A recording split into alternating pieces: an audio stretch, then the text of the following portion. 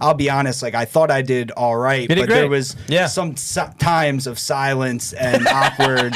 There was definitely it wasn't like it was boom, boom, boom, boom. There were somebody polishing their medals. There were times of silence. Yeah. That should be the name of the podcast. Times of silence. Dude, you actually crush per usual, but you really just did cut crush. that part right there and post it. You crush per usual. Boom. That's a clip for this. We got what we needed.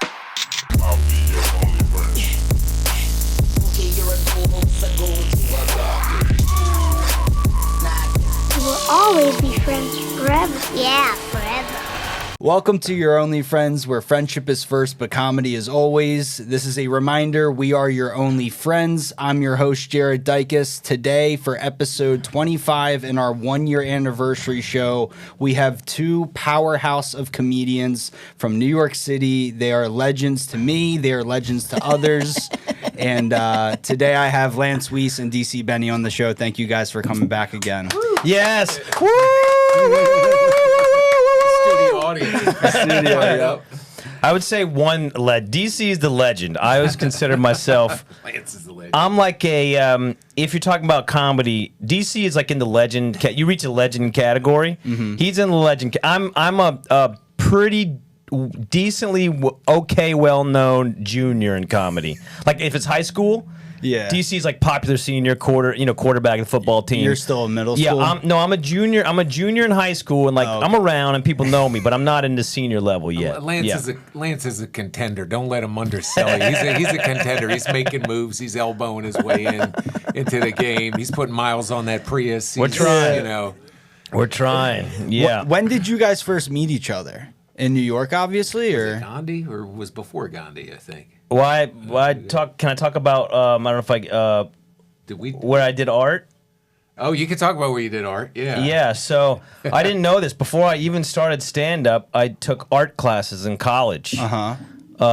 Right. We can talk about Yes. Yeah, and I didn't know. I took my professor. So I took drawing one, and then painting one. I think drawing one would have been what it was. Yeah, probably. Right? From DC's dad. Oh my God. And Birbiglia took his class. Oh, wow, and yeah.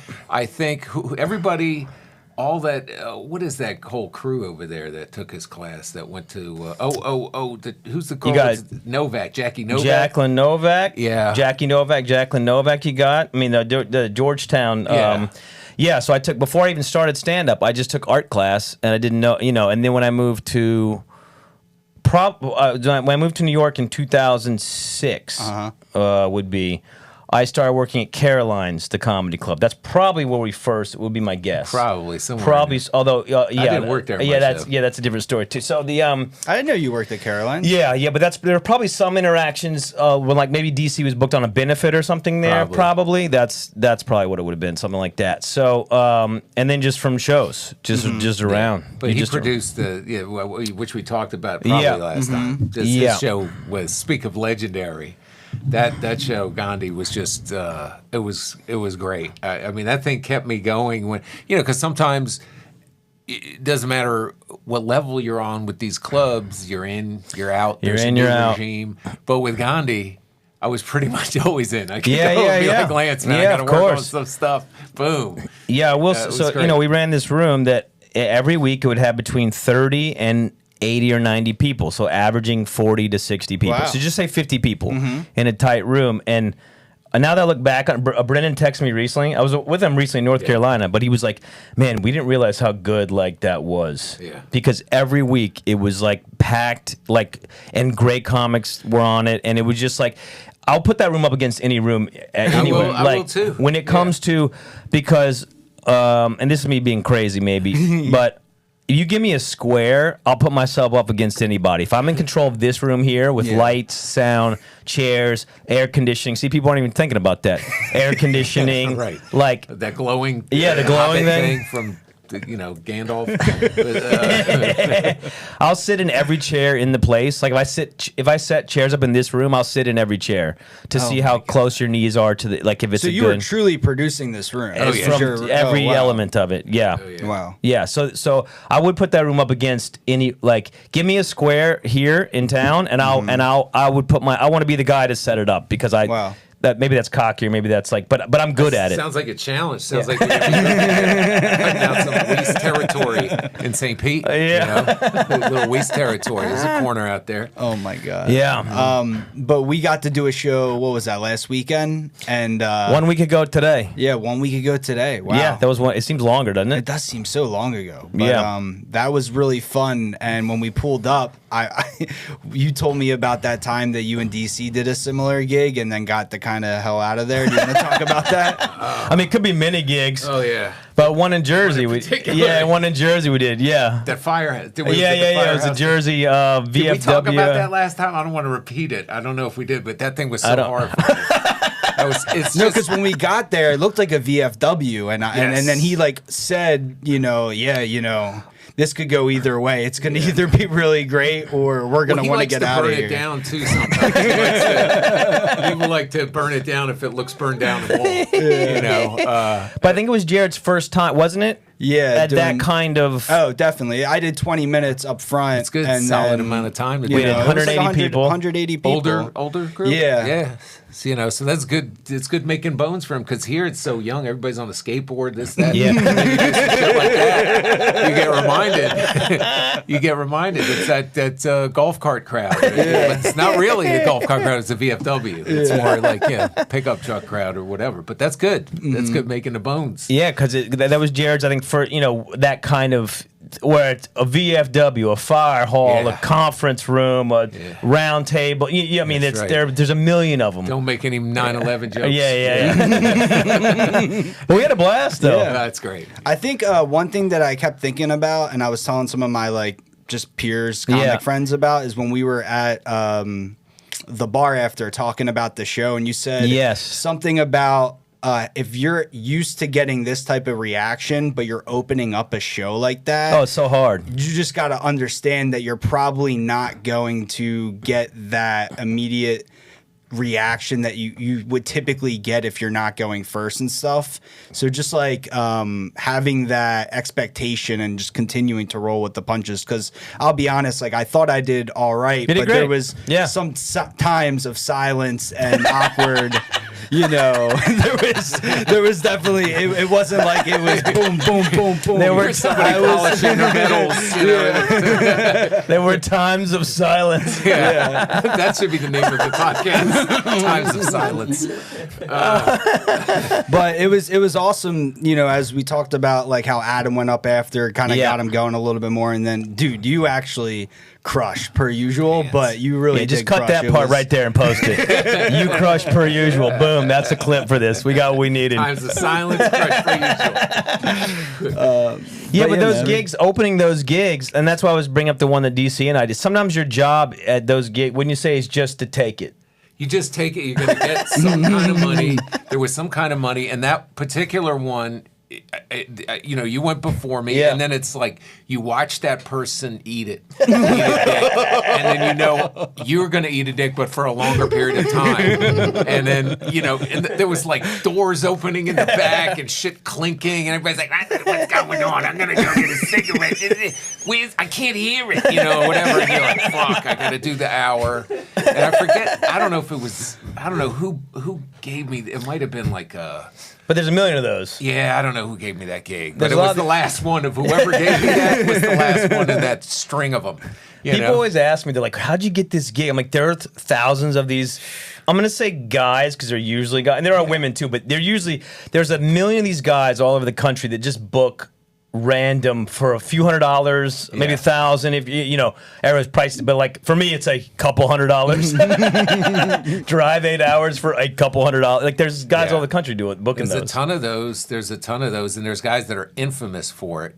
that it's like you say their name and it's like, oh, a Roger Paul gig. You know, people be like, oh, Roger Paul gig, yeah. You know, but there are guys who do it, and then there's. I'm not going to laugh because I'm trying to get booked. Well, you know, he'll you got to reach out to him, but he does mostly like ex-sitcom stars.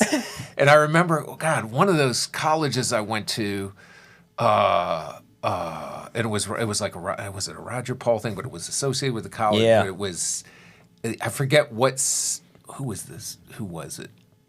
But that one of the guys was like such and such fucked his girlfriend.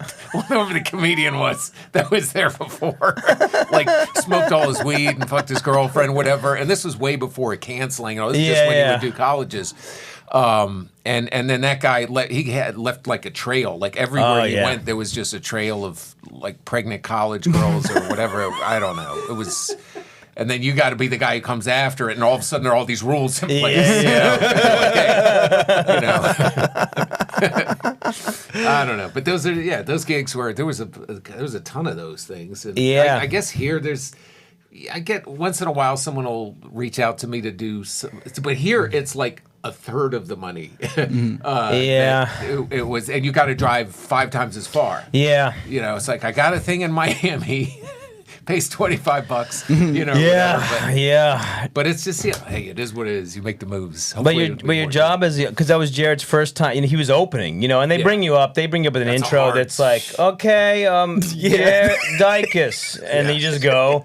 But your job as the opener of that is to kind of just take it. Yeah. Right. When you say you just take it. Just to fill the time, just to get, and like you said, then Adam, and you did great for what it was, and then Adam got it going, and then I was set up by the time I went up. I was good, and that's the whole job. You're taking the bullet, you're the sacrificial lamb, and you gotta, but you adjust your act. You know, when you have your act that you do, and you're not opening, that's your act. But when you're opening, you have to get a specific set of tools to like get them going. There's a little cheerleading involved. There's a little like settle down, everybody. Get them to a place where they can actually listen to the joke. So part of it is the cheerleading, and part of it is then kind of working administering the material. Like this is what things to come, what it's going to be like, how this works here. But first, you just got to get them to listen and settle down and get them on track. So those are two different skills to mesh together, and not many people can do it. And when people can do it really well, it's you remember it. Yeah, of course. I don't want this person opening for me because they're gonna fucking bury the room, and then I gotta dig out of it. You know, you want somebody like, hey, woo, bang, big bang, the joke's good. You know. But what Jared was saying, it kind of reminds me of. You were saying like, you know, expectations of like here and like here. I think a lot of comics everybody knows what we're capable of. You know, you like to think you're capable. We're all different, but you like to think you're capable of like pow, pow, pow. You know, that's what you like to think in your mind. But if you only get like pow, pow, every comic we seem like, oh, I didn't do good up there. I didn't. It's like, no, the crowd doesn't know. The crowd, they still having a great time. Just because you don't hit pow, pow, pow, pow, like. They're still, you got to really, like, you're still having fun. You know what I mean? If we don't live up to our expectation for some reason, we're like, oh, I bombed and it was horrific. No, it's like people still had a good time. You know? Yeah. One mistake I still make, and all these years I still make it, and I hope I didn't talk about this before, but I acknowledge when I'm bombing, and I kind of talk about it. Yeah. You know, and I kind of. But you have to sometimes. And sometimes, and you're saying that as a negative habit. Well, like it's a bad habit because sometimes you may not necessarily be bombing like the way you think you're bombing, but you're solidifying it in their minds. They're like, oh, if this guy's saying he sucks, then he really sucks. And for me, it deflects the pain of it a little bit. It's like, you know, fuck you guys. You know, it's a balance. I'm usually funny, but tonight not so funny. But you know, that's because you're not listening. But look at this guy in the front in his sweater. But my brothers get very annoyed if they see me doing that. They're like, "Oh, really? Gotta stop doing that. You know, you got to stop doing it." And I've never been able to shake that habit. Sometimes if I consciously go in there, but it's like for me, it's just comfortable to talk about what to me is actually happening. It's real. And see if I can dig out of it. But it's very difficult to dig out of. You get a couple laughs initially with it, and then it's like, what? So I don't know if that makes any sense, but that's at a certain point you have to, depending on how it's going. If somebody just continues to do their act of just because then you're disconnected from That's so the true, I feel reality. like. Yeah, You know? I feel like addressing it and trying to turn it around. Yeah. By addressing it, but the percentile of that working is not. Or maybe you got to let it go farther. Like, because me, I'll do great for 10 minutes, and I have one joke. I'm like, well, this crowd stinks. Like, where it's like, I got to let it maybe go. I got to let it go quite far, and then let me turn. I'll turn immediately after one joke doesn't do well. Well, that's the Lance. You roll the dice. What's going to happen with the Lance Weiss persona? Great point. You know, you roll the dice. That's what the audience needs to know. If they're in, you know, when you have your your following of people that it's like, no, this guy, you got to see this guy because you don't know. He'll turn on you like a rabid pit bull, you know. He'll turn on you, man. Wait, did you talk about the, I don't know if you've been on a podcast and talked about when you went to, did the benefit recently? Was that a couple months back? 2-3 months ago? Me? In the city? In the city? Oh, the Patrice Yeah, thing? did you talk about that at all? I want to hear how that Did I went. talk about that? No, last you time? didn't. Oh, it was what was well, the Patrice O'Neill benefit. So Patrice and I had we were cool for a while. We were really cool for a while, and then it got really contentious because to me, like, how do I summarize this? But we were running around this New York City doing shows. And Patrice got it in his head that it's like this was his city, and if he was on stage, he was staying on stage. And meanwhile, there's 2 or 3 comics after him, and if you miss that spot because he's late, taking fucking 2 times the amount of time, now that's food off my table. So we really got into it about that, and it got very like physical, and then. Later, he said something about my wife. He was real anti-marriage at the time, and he said something about me being married, and it was bad. So, I mean, you're in the right just here. Like, it's basic respect. Like, other comics got to make money. Look, other comics. Man, he was a funny fucking dude. He was. I'll never take away that he was a funny dude. But as a human being, I mean, my God, man, I just like sometimes a real piece of shit. I mean, really. But what a funny dude. Funny dude. So I mean, like, I appreciate it. Like Mel Gibson, who knows what he said about Jews or whatever. But Apocalypto is one of my favorite fucking movies. You know, so the art from the artist. Yeah. So that's what I do with Patrice. So anyway, his funeral, Bill Burr calls me. He's like, Patrice's funeral. I'm like, bro, I'm so mad. And I was drinking a lot at the time too. So I'm so mad. I can't go. And I honestly, he wouldn't want me to go there where we are now. And you know what? If I died, I wouldn't want him at my funeral. So I'm not going to go. And he's like, okay, I mean, it's fucking retarded. Okay, whatever. Wicked, he was Billy Burr back then. And so they have these benefits. I'm like, I'm never going to get invited to do one of these things. Well, they ran out of people who knew him. Oh my God. So I guess Bill, my buddy Doug, who's friends with Bill, was like, hey, put fucking DC Sunier? on. Yeah, Doug Sunier. Whoa. Doug Sunier. My buddy. He was so funny. Oh, dude, that guy would have been huge. That He guy doesn't do would have stand-up, been right? huge. Anymore? Was he No, real doesn't estate? do Was he real stand-up. estate? No, he does. He sold medical supplies and he does stock. So stock funny. marketing. Funny dude. Yeah. Funny dude. Real like Boston Southie guy, like just it's retarded. Everything's retarded, whatever. Real funny dude. So he's best buds with Bill. So he's like, hey Bill, what about the? Oh yeah, fucking DC, And Bill produced one of my specials, and we're always cool. Yeah. He picks up the phone, and so I get the call to do it, and I'm really like, God, man. I really don't want to, and I look at the lineup and like 90% of these guys don't know him. 95% of them. It's me and Rich Voss. Yeah. And I think maybe one other person. Sure. So I'm like. And where was it again? It was a big venue, right? Big venue. So I forget the name of the theater. It was a big theater. It was sold out. Like Beacon or Carnegie Hall or One something. of the It was something Town like Hall. that. It was one of the big, like one of the ones. One of the ones. Beautiful theater. So I'm like, you know what? I'm trying to think of something that encompasses the positive and the negative, because I'm not going to go up there and be like, I'm really miss him. He was so great. Yeah. He was kind. He was a kind person. Really cared about others, and people were just going up and doing their sets. So I remembered at one time when we were cool, right before 9/11, I was dropping him off at Jersey. We just done some shitty gig, and we were sitting there, and he was talking about how nobody in the States knew who he was. Yeah. But in England, when he went to the UK, Interesting, he was huge. Wow. And he was like, he's huge in England. He should just do comedy in England, but he wants to be here. Yeah. And I was getting I was at a kind of low point, zero traction wise. He's like, you know what your problem is? He goes, you give a fuck. You got to stop giving a fuck, man. If once you don't give a fuck, and he told me that, I'm like, I don't like to piss off half the room and have them walk. I like the room to like me. Yeah. But you got to. So it kind of stuck in my head, and I had told him this story about I guess it was my mom. I guess it was my mom. Well, it was my mom having Alzheimer's, and it was like a really dark story. And he was like, "You should tell that on stage." So I went up and I said, "Look, I'm not going to whatever else everybody else is doing." I'm like, "Look, me and this guy, we had some problems." You know, everybody's like, "Well, I thought everybody's treats me with everybody loves me." I'm like, "No, we had some fucking problems." And I told him what happened, and then I told that story, and it was great. It felt like I was being honest. Yeah. And, and I said I didn't go to the funeral. I think I said I didn't go to the funeral.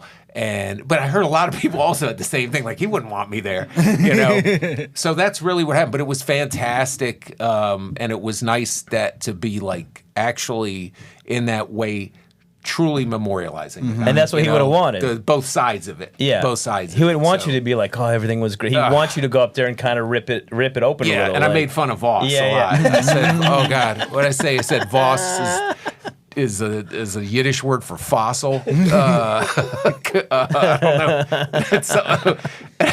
He had a big-ass gold chain. Sure. I was like, that's Monique's ankle bracelet, or I don't know, whatever. And it was just fun to rip on him. He ripped on me. It was great. So that felt good to be back in New York doing that. Yeah, and that's the answer to that. It was a great show, though. Yeah. Goddamn. It's great. Everybody killed on that thing. Oh, yeah, it looked fun, the lineup, yeah.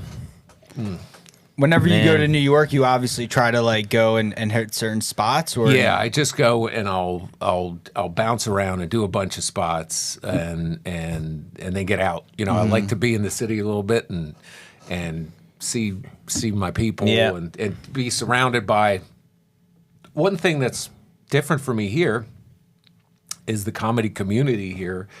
I know some of the guys now a little bit, but it's like these guys, we came up together throughout the years where we were doing, I think I mentioned I was doing open mics with Geraldo and Gaffigan and then the Black Rooms with Tracy Morgan and all these guys. And so I just have a repository of dudes that when I see them, you Ben Bailey and Dean Edwards and this guy and that guy, whoever's at the cellar, whoever, Colin. It's just nice to soak that up a minute. Yeah. Soak it up a little bit. I kind of took it for granted when I was living there. Yeah. Like, it's always kind of like this. And then when I moved, I'm like, wow, I kind of miss being just in the heart of it a little bit and soaking up these guys ragging on each other and hearing what's going on and watching little bits of sets of the guys who I really like. So it's a nice. It's like I have a little tasting menu when I go there. But there's probably even less of that now. Like it's even probably more special because even the last few years, New York, like everywhere, has changed so much. You walk into a club and you'll see instead of knowing 8 of those guys. You know 1 or 2, because now there's a 22-year-old with a million followers. Not good or bad. I'm just saying it's so different. You go to a club, there's so many people now. Like when you do see the Ben Bailey, when you do see whoever it is, you're like, oh, it's even more special because they're there because some influencer canceled a spot. That's what it is. Like, hey, buddy, but it's you're absolutely right that business has changed. The amount of people when I go to these clubs that I know now is exponentially less, it's just funny to see. And then you see the newer ones. Like I had just seen Jordan Jensen a while back. I'm like, oh, this is the chick on the motorcycle, does some contractor stuff, et cetera, et cetera. And I saw her doing a couple spots and Garg, what's her name? Something Garg. Zarna Garg. I just did a show with her a couple weeks ago. Yeah. Yeah, and they were all kind of very, very new. Yeah, there. She's huge. And now she's got both a million, of them, a couple million, whatever. Yeah. You know, and I actually reached out to Zarna to do my Long Island show. Yeah. Did not get back. But I get it. It wasn't big money. Did not get back. No response. But and then I just saw Jordan Jensen's special. I was like, wow, you know, you see these guys evolve. They come in and then it's a different world. And when it was just like another person and another comic in there. So pretty wild, man. It's pretty wild, but this is what it goes. This is the business. Yeah. You're going to be one of the next ones, man. You know, making moves. Ain't that right? We're trying, man. I'm trying. Wait, he's a grizzled veteran. Somehow it happened. I turned around and somehow I've been in it for a while. You know. Yeah. Because there's less people that do it for long periods of time now. I feel like when I started, it was all guys. It was you. It was all the people you're naming, right? There's just like people in it 15, 20, 25, 30 years. And now it's like people might do it for 2, couple get famous, everybody else go. Like, it's just so transient now. Not that it's not always been transient. So many more are doing it. Yeah, so yeah. There's going to be more dropouts. It's just so all of a sudden I'm doing these shows. And I'm doing it 20 years. I took off a few for the pandemic, but it's still a substantial 17, 18, whatever you call it. So compared to I walk into these rooms, I'm 42. I walk into a show in Orlando, comics, 26, and they're 3 years in. And all of a sudden I'm like, holy shit, I made it to the other side. I got the worst career here. I got the worst social following everywhere I go. But somehow I turn around. I'm like, oh my God, I've been doing it 3 times as long as anybody in this place. It's interesting. Do you guys both really believe there's probably more people trying to become stand-up comedians? Not even close. Not even close. Wow. Yeah, there's more. There's more. There's a million. There's way more. They get off the bus every day. There's way more. Yeah, when I moved to New York, I'm the last DC is of the I don't know what the right term is. The Paleolithic. But in my opinion, when I started, you look up to guys like DC. You come in, you're like, if you saw a show at any New York club, everyone was a beast. It's like boom, boom, boom, boom. Now, if you went to a club tonight, you might see 2 beasts. Yeah. And a couple people doing okay, a couple people not doing good. And that's just and they get booked back, though. Yeah. They get booked back because of following the numbers or whatever. Like that's just factually. That's not even it's just what it is. Yeah. But I looked at guys like DC, you'd watch Comedy Central Presents and you'd watch the Dan Cooks and the Jim Nortons and the Jessica Kears. Like people have been 15, 20, 25, 30 years.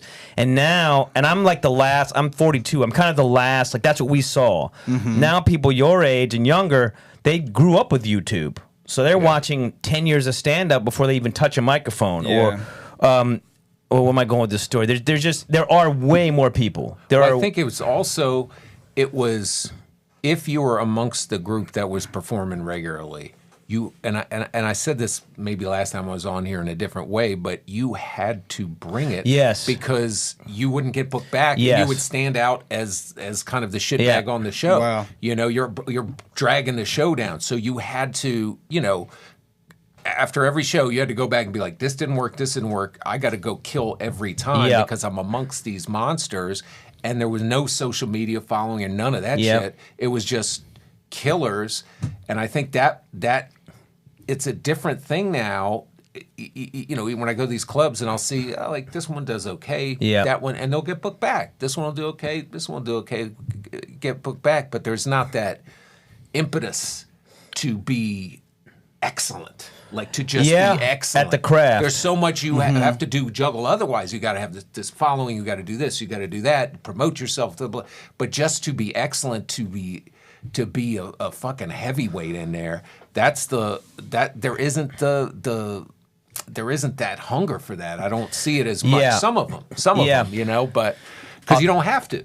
Yeah, we had to. I'll throw in a negative off of that. I don't want not to be too negative, but there's also like less maybe less reverence to a degree. Like before, like if I was around guys like DC and Judah Friedlander and Greg Giraldo, whoever, Patrice, like Samoa, whoever it is, you're like, oh my God, I'm amongst legends. Now you'll show up, you know what I'm saying? The beast of the guys are the best in the business. There's 100 of these names, 1,000. Who you could go on forever. You know, Maria Bamford, Doug Benson, Doug Stanhope. You go on forever. You reach a category where it's like these guys are all beasts from the beginning. You know, and now it's like you'll do a show and somebody who's 22 will come in with 700,000 followers. And they don't need to pay you, not that they need to pay, but they don't care. They're like, I got 700,000 followers, and I'm doing theaters. They can bump you. Yeah, exactly. They're like, oh, this old guy with 5,000 followers, who cares? You know, they're coming with 700,000, and they're like, yeah, I'm on the road. I got 6 theaters coming up. They're already all sold out. You know, I'm bumping up to arenas. You know, like, you're Talk to my guy at CAA. Yeah. It's crazy. Yeah, it's just a different world, and not that they have to, but it's different. Is the point? So I'm of the like the generation. We would all see people like DC and that crew, but now people your age are like, I just been on the internet for a year and I got 3 million followers and I don't care. Where do you guys think it's going to go from here in terms of? It's interesting. Do you think it's going to lean the other way where you see comics get more disciplined and caring less more about that and the art of just being a beast, or do you think it's going to continue to trend in a way where it's more about just the social following and getting tickets because that's where business is? I don't. It's hard to tell. You got a thought on it? You knock it out first, and I'll put my 2 cents. I'd like to think that it's gonna be like have a burst, and then people will like, let's get back to like. I don't want to sound bitter about like. I mean, everybody's great. 100%. If you got 1 million followers, that's great. I'm not trying to sound, but like, do I think it's gonna be oversaturated and come back in to where the craft is like, all right, now people want to go see. It depends on the economy too. If people get more poor, more rich, that you know what I mean. Like they'll start. Well, what's the really great stand up I'm gonna spend my money on? Mm-hmm. But my other side of me says that the internet is here forever. Mm-hmm. So that person with 700,000 today will kind of burn out. But then there's a new 19-year-old, and that's always been kind of the case. There's a new 19-year-old coming up with 2 million followers. So the turnover internet will always be happening, if that makes sense. I don't know. I think there might be a niche kind of situation where it's like back to the classics a little bit. It might be so sort of independent of all that, because who knows with all that. Yeah. There might be, I forget what movie that was. It's not a good movie, but that there's, the way retro cars, used to just be an old car, but suddenly everybody wants this Jeep Wagoneer again, and it's worth money again. So I feel like just the way the political correctness has shifted slightly, seems like there's been a slight shift. And that might have been a result of like those whole, like partially by those Kill Tony guys saying retard and all this other kind of stuff and making it, and the over cancellation and all that stuff. There might be some kind of shift of back to like a purist style of where you're not putting out just albums of random crowd work constantly, where it's like material based with good writing and amazing performance and elevated jokes. So I think there's room for that. I don't know that that's going to be top of the list again. But I think there's room for that. I think it's just if one person of that ilk kind of blows up and people want to be like that, as opposed to, hey, I can sell out an arena, but then what? But if it's like I can sell out a small theater, like in a Tell type of thing, like a guy that's just a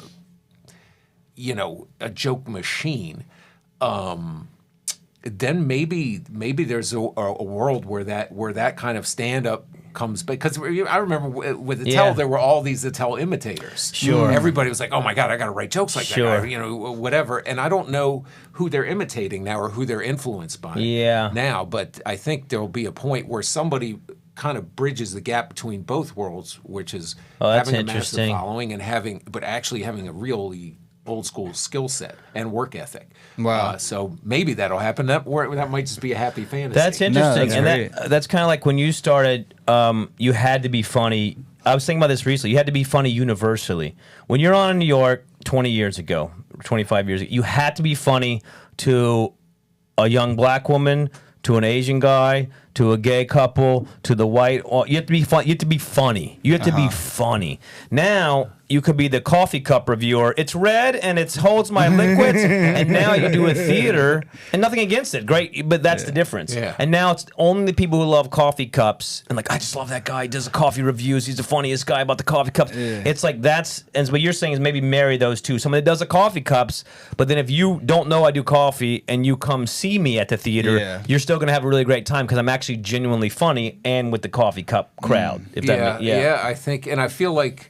You know Vic DiBitetto, yeah, sure. Right? So Vic DiBitetto, this guy, I feel like he was a trash man. He was a garbage man for years, and he did comedy, but he kept his garbage man status to do. You know, for you, it's good money, and you have a package.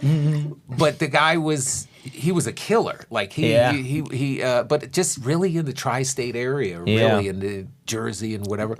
And he did this video about coffee and milk, not milk and bread, going to buy milk and bread during a snowstorm. And it's just like, that guy. That guy. But that guy was a garbage man. And we would do gigs together, and he was a great comic. And then that thing blew him up, and you know, selling out. He picks where he wants to, and I don't know if he's ever been able to follow that particular video with the amount of views or whatever, but it built him. People who knew nothing about that dude, saw the milk and bread thing, and then we're like, hey, let's go see this guy. He's funny. And they had no idea on what level he used to get standing ovations, like what level they were about to see. So it just, you know. It's like Ben Bailey too. Ben Bailey, people watch Cash Cab. They didn't know what a fucking skilled comic he was, and they would go out and see him. He had an hour of Cash Cab material, different from his regular stuff, and kind of looped him in, and then built. When they saw him do stand up, they're like, "Holy shit, we had no idea! Wow, we had no idea." So I think that is so cool that you have that one little thing that puts you on the map, and maybe and they don't even know your skill set, and then they come to see you, and now you got fans for life. Now they're like, oh, this is the dude. So you know, there's a lot of sometimes I watch TV with my mom or something, and I'd be like, that person's a comic. She's like, she doesn't know, and you'll realize, like, you know, great actor, or like maybe a Richard Belzer. So I'm just trying to think of people that, like, you're like, that person's been a comic for. So if you were to go see them in, you know, Robert Klein, whoever, I'm just naming people of. You know, like, people don't realize that they're actually, like, Sinbad. They're like, oh, he's a great actor. A lot of people don't know, like, these people have been doing stand-up for decades. So, just a side. Maybe that's kind of going back to that. I don't know. Yeah, well, we shall see. That's an interesting question. I think it's a good question. Now it's got me thinking of, like, what's, you know, like, I'm old in this business, and I'm kind of, like, you know, I don't know how you... I wouldn't say you're old. Again, it depends who you compare it to. Yeah. You know, there's people out there. You know, I just did not that long ago with he's probably around your age. Jimmy Schubert. Oh yeah, Jimmy Schubert. I know real well. Same age. I did a show with who else did I do a show with recently? You know, I did a road gig with 3 weeks ago. Steve Marshall. Did he have his briefcase? No, but we did a show and we drove to. I picked him up in Albany. I was doing a show in. And Steve is 69. I called him the other. Yeah, I called him the other. He texted me something like 2 days ago, and then I called him back like 2 days later, and I go, Steve. He goes, I'm playing basketball. I'll call you back. He's 69, and he's still like running basketball, like for real. Well, for those kind of guys, like I was talking to Schubert about this. You know, very funny. That guy. He's just running bits, all like. Oh, he is. We did Last Comic Standing together, and I survived it partially because of him and Rocky Laporte. We would just hang out together. I'm like, this is a horrible experience, man. It was so fucking horrible. And we would just make each other laugh and go drive around to bars and stuff. And Schubert, oh my God, that guy's. But that's an old school dude that he's great. He's in Florida now. He moved to Florida. And he was in L.A. and he was doing everything. I mean, he was getting good acting gigs and working, and just a road animal. Yeah, he was. What was it called? Outlaws of Comedy. Outlaws of Comedy. He's one of those guys. Yeah. But it's like he's like, man, this is busy. God, I don't know. Can I? I'll tell you what he told me about an agent he had, and this is like. It blew me away. He had been with a guy forever. Yeah. Guy left the agency. This guy, and a new guy came in. Yeah. And basically, Schubert was booking a lot of his own stuff, and the new guy said, "Listen, if I don't get a piece of all the stuff you're booking, wow. I'm not going to book you for anything." Schubert was like, "Go fuck yourself, Yeah, because I'm yeah. booking 90% of my Yeah, own why shit. would I? Why would I have to, But that's to threaten him with, I'm not going to work for you. Yeah. If I don't get a piece of all the stuff you're doing yourself, and I don't really have to do anything. Yeah. That's crazy, man. That's crazy to me. And that's a dude that pound for pound is universally unbelievably funny. Oh, he kills, man. He Whether you would kills. agree, I'm politically the complete opposite of him. Yeah. But just when you watch him on stage, this is unreal. He's so funny. You're like pound for pound. I disagree with half of what he says. Yeah. But I'm like, this dude, he's But a funny. good writer, man. too. I can't Really help it. This good dude's writer. funny. Yeah. You know what I mean? That's it's amazing when you disagree with someone. You're like, man, but it's fucking funny. But what's the future? That's the thing, is when you get older in this business, whatever, you have to kind of carve out a niche. And mine is that I want to be independent of having to do road stuff and having. I just can't. Schubert is on the road. Yeah. God bless him. But I'm like, I got a wife, and I'm here. I'll find other ways. So it's how do you retain? How do you make a living? Sort of. How do you make a living, and how do you practice your craft and stay in the mix? And that's the tricky part. But Jared was telling me, it's like, if you can build some kind of following on YouTube or something like that, these things help. I'm a tech dinosaur. I don't know any of that shit. Well, none of this existed when you started. No, even when I man. started, there weren't cameras and audio and Yeah, but I just want to be, the way I look, I just want to be able to keep doing it. Yep. Till this is it. I want to fucking. I mean, we work really hard at this. So whether or not it's not even It's about 4 being a a.m. right star. now. Where are we? It's 4 a.m. on a Tuesday. We're working. Newark. How do we get here? Oh shit. Wait, ask DC about Jared had a question. Yes, I did. Yeah, go. Yeah. So when did you start to develop voices in your stand-up? Oh, I did that. That was the first. That thing. was the first thing? I went in because I would do those, voices and just make people laugh. Like growing up, I would do them to myself first. I would walk around the house and do voices. I was the only child that it kept me company, so I would do different voices, and I would make my parents. That's a laugh. crazy person. Oh, it's crazy. It's crazy. But I had like imaginary friends. Hey, what's going on today?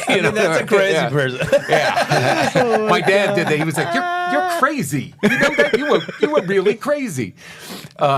His dad's over there painting naked women at the same time. He's like, he's an artist, Crazy. He's just painting. Oh my god! But yeah, the voices, bro.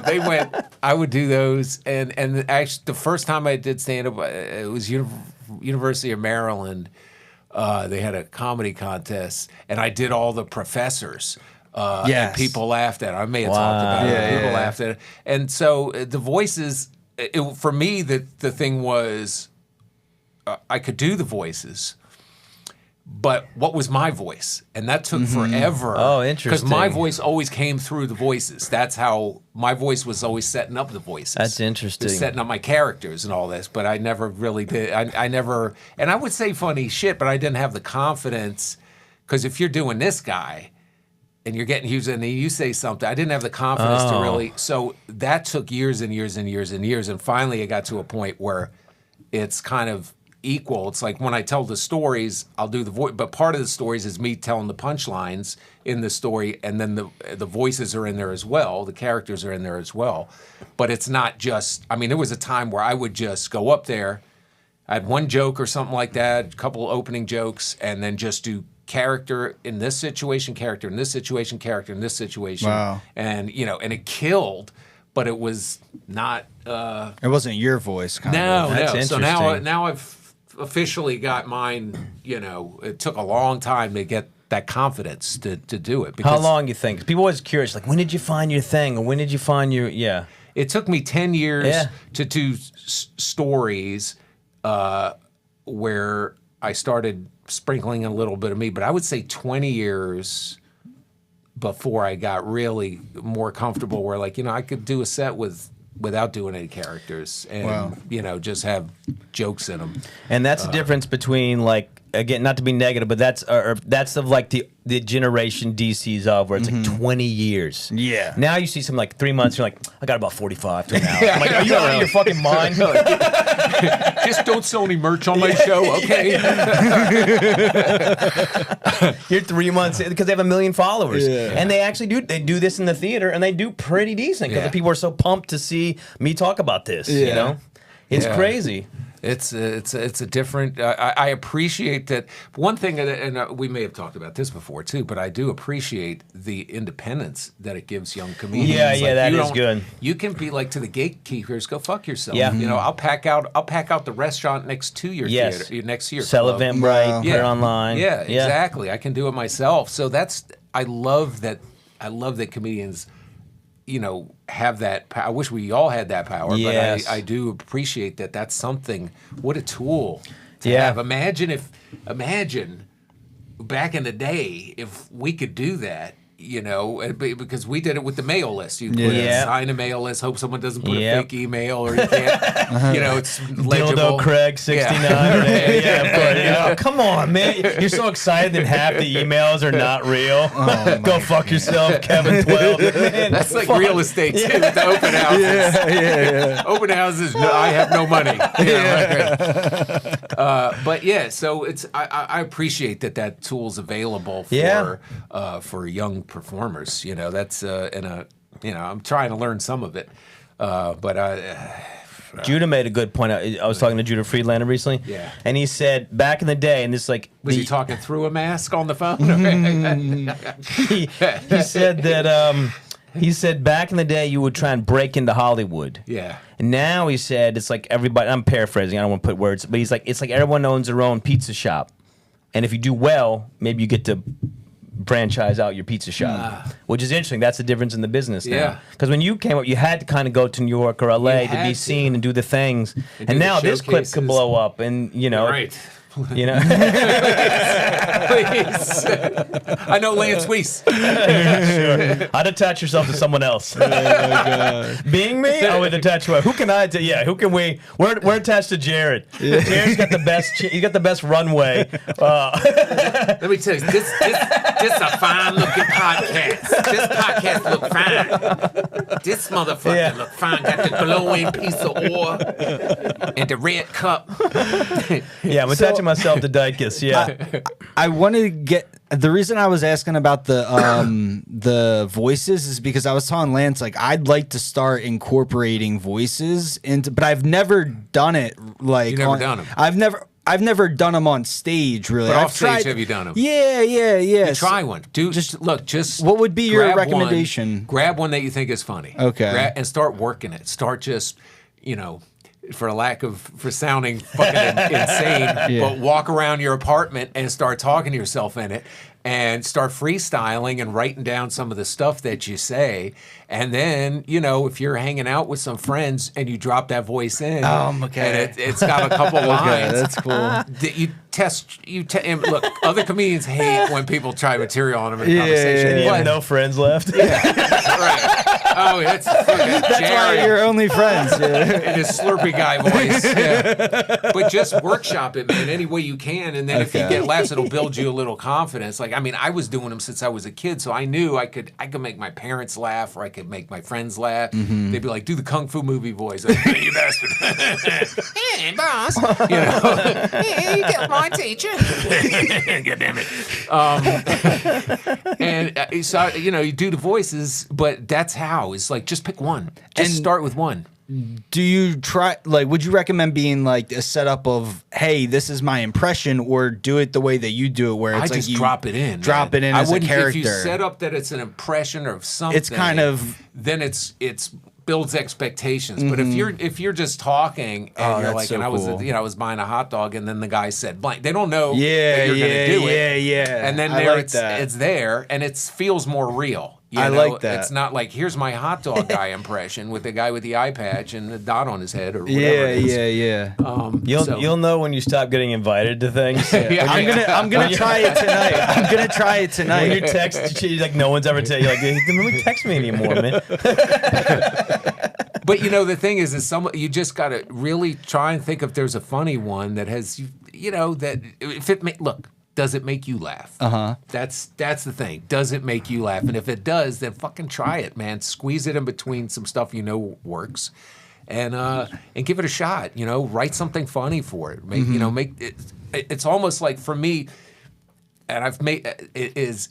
There's guys who do impressions and voices, but they have no material. I like that there's material within the voice, so it's a double-edged sword. It's like the joke will stand alone, but the character, which could stand alone, is gravy on top of that. Okay, and you'll see one of the funniest things to see is someone who does characters or impressions bomb when there's no jokes in there because they're just doing the voices and they got no jokes and people are like, yeah, that's great. It sounds just like John Travolta, but it ain't funny. Yeah. You're just doing lines from the movie. But if you do the, and a lot of people it's an element of surprise too with the way you're talking about it. A lot of comedians will hate on you for doing characters. I've found that. Well, the other comedians hate on you, period. Yeah, but they'll hate on you for that. That's a special. You just do your thing. Yeah, but it's like that's a crutch and all this other stuff. But the thing is, I always see those guys who say it's a crutch try and do a character at some point in their stand-up and they can't do it. Yeah. And they don't get laughs off it. So I'm like, if you are doing it and able to do it on a level where it is, skillful, then you can critique. But if you can't I can do what you do. I can do straight punchlines, but you can't do what I do. Anyway, I'm not going to go down that alley. But I'm saying, go ahead and try it, man. Try it. And if it doesn't work the first time, keep workshopping it. Make sure what they're saying is funny, and then so it's not just like barka dogga barka dog. Make sure it's just make sure it's funny. Oh my goodness, curry chicken. No matter what you do, comics gonna make fun of you. So I think go even farther. If they start making fun of you, go deeper into that. Like you're gonna get made fun. If you crush, you're gonna get made fun of. You're gonna no matter what you do, you're gonna be made fun of. So Have you ever got lost in a character on stage where you went a little too far with it? Oh yeah. Like in one of the voices, you just kept going for like. Yeah, I would. I used to do the Great Habibi, and the Great Habibi. The Great Habibi was a Middle Eastern comic, and it was, I won't do the whole, I actually have a story of it, but what was great about it, there was a real Middle Eastern comic, this guy, I won't say his name, but he did a whole act, and it was all this like stereotypical kind of stuff. He was a decent dude. And this was before like Indian comics like Aziz and before all of that whole, this was just like, there'd be like one of each. Yeah. And there was this one guy, and I would do the Great Habibi, and this was in the early 90s, right? It was before 9/11, and it was this angry, like my opening joke was, I hate Jews. Orange juice, apple juice, grapefruit juice. And I would do crowd work, and I'd insult the shit out of people, and it was... People loved it and they believed I was the guy. And then when they hated it, but Arabic guys would come up and they'd be like, "Come see the But it was because I'd throw in words from like Moroccan guys or Lebanese guys that worked from all this kind of shit. It was, and I would go deep into that character, and I would go up as that guy, and I would just stay in it. And I had a little act I would do, the Great Habibi act, and it was just so much fun for me to just leave my material behind and go up and be. There was a guy named Jeff Hatz who I started with in D.C. It was real funny. He used to do this character Johnny Offensive, and it was just. I think I've heard of this guy. Yeah. Jeff Hatz is great, man. Is he still around? He's still around in L.A., I think, or he's in California. And we keep in touch a little bit, but this guy, he would do Johnny Offensive, and it was just like this. And as the character, you say shit that there's no way I would know. I could way on earth I could say. But as the character, I would say the most horrific shit to the audience, do crowd work. Had these, horrible jokes about my 8 wives and my daughter who's overweight, Fatima, and like my friend. This joke about my friend. When he back home when he got caught shoplifting, so they chopped his hand and we lost touch. Like all this shit. You know what's funny about great, these like great. So that's it. No, I didn't mean to cut you off. No, it's this is kind of like a more general thing about the world. Like two things can be true at the same time. Like some of those are like crazy offensive, right? Yeah. To depending on how you Sure. but they're funny. Oh yeah. That's the thing. Like we live in a world where everyone's black and white about everything. Like most of the world's not black and white. Most of it's quite gray and foggy. But like some of those lines, they're like, it's pretty. But you're like, man, it's also pretty fucking funny. You know, like I wish we lived in a world where people could kind of like two things can be true. Like I'll give you another example of and maybe I don't even want to do this. That's how I feel about it. But there's certain things you'll see. You know, you're like, that's not right. Be like, that's pretty fucking funny. There's a lot of stuff like that. You're like, whether it's on the news or you're like, that's a horrific story. But like, it did make me laugh, man. Yeah. Well, it's good to listen, man. It's like if you think it's funny, it is funny. It's to somebody. Yeah. And you filter it. The audience will give you the feedback, and you'll just some stuff you got to fight for. Yeah, I definitely had to fight for The Great Habibi because I thought it was really funny to me, and I would do it. The genesis of it was because I was working in this Arabic clothing store, and they used to call me Yehudi, like a Jew, But they're like, you're not even a real Yehudi, you're like a fucking half. You don't even, And they were so racist. These guys were so racist, but it was so funny. Yeah. Like, don't let the black use the bathroom because or whatever. It was just the craziest, most racist shit. But I would repeat it to people. It wasn't. I'm not saying I don't condone it. I don't ever. But it was so funny to me because it was real, like the way people are when they don't think you're listening, or when these guys didn't even give a shit. Yeah.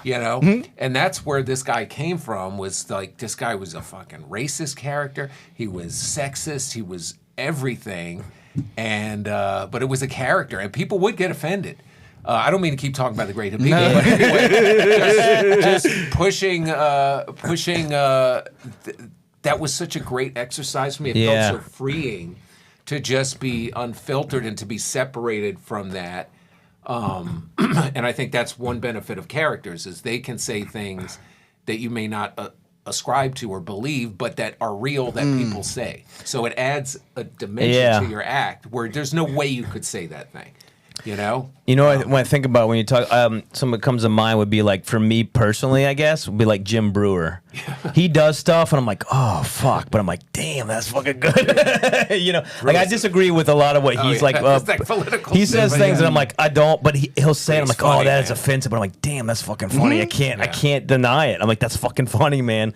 There is. I wish we lived in a more gray world. Not even. Maybe I'm not trying to go, but like just comedically and world. Like we live in a world that's not black and white. Just like comedy's not like that's not funny. I'm like, it's wrong, but damn, is it fucking funny? It's funny. That's right. That's the thing. I appreciate it. If it's funny, it's funny. Yeah. And hopefully no one's getting killed off of it. Yeah. It's not inciting violence. Yeah. But beyond that, and I know what you're talking about with Brewer. I mean, I was on his. I guess it was before. It was a radio show on Sirius. I did that. It was me and him and Corey Ellie, and he would be on there talking about some shit his dad used to say about the Planet of the Apes and like whatever. And then his dad would come in and I'd be like, you said that? Jesus. But it was funny, man. Nick DiPaolo's another guy like that. Nick DiPaolo's like that too. DiPaolo's a great writer. He's a great performer.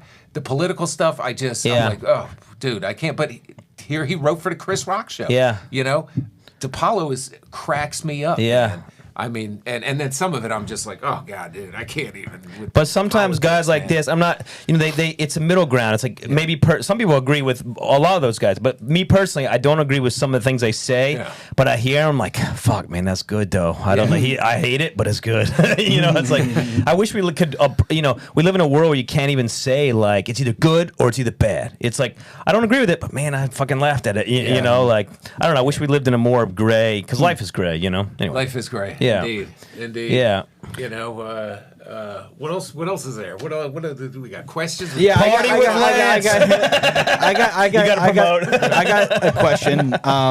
Sometimes when I talk to people like in real estate or business, one thing that they'll talk about in terms of like succeeding is being in the game for long enough, if that makes sense. Like just like sticking around and continuing to go down, you know, whether it's starting a business or selling real estate. How much of that do you think plays into being a comedian? Like how much of staying in the game and time over task and just showing up to the mics do you think plays a part in your overall success as a comic? And I know it could be subjective because, like, you know, people probably have different success goals inside of comedy, but how much of it is actually just being consistent, would you say? Well, do you want to say? And it's two different perspectives, whatever. Yeah. I mean, I think it's like anything in life. Just doing anything, you get better, right? Could be anything, whether it's comedy or like it does. I don't think it matters. Like you just do anything over and over, you get better at it. I don't know if I have a good answer for this. But also, yeah, what is your definition of success?